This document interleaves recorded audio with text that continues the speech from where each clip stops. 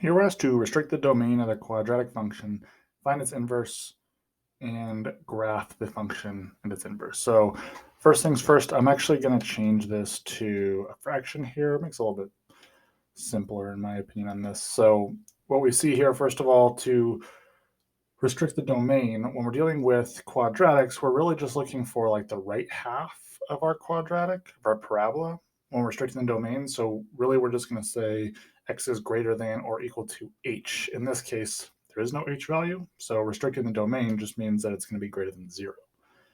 Next, let's find the inverse here. So I'm going to go ahead and plug in x and y and solve.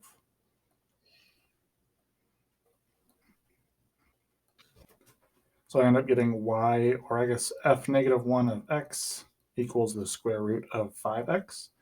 And now we're going to go ahead and graph both of these after plugging this back in using composition. So plugging it back in using composition, basically I'm taking all of this and plugging it into x right here. So what I get is 1/5 times the square root of 5x squared. Now remember, when I am squaring a square root, that cancels it out, so I really get 1/5 times 5x, and 1/5 times 5 is just 1, so that gives me x, and that's what we want when we're dealing with composition. Now, the next thing I'm going to do is graph these, so graphing 1/5 x squared, so we'll do this in purple here first, is basically an a value of 1/5, so it's really just vertically compressing it. So instead of going 1 over and 1 up, I'm going 1 over and 1/5 of the way up. If I go 2 over, it's going to go 4/5 of the way up. I can keep going, plugging in x values.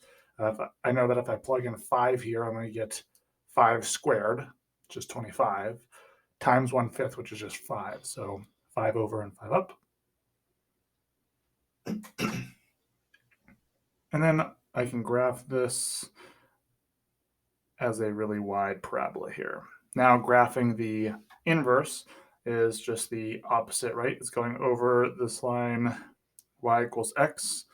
And when we do that, for graphing this, what we end up getting is, let's do this here, we're going to go, 1 up and 1/5 to the right, 2 up and 4/5, 5 up and 5. So we end up getting this look right here.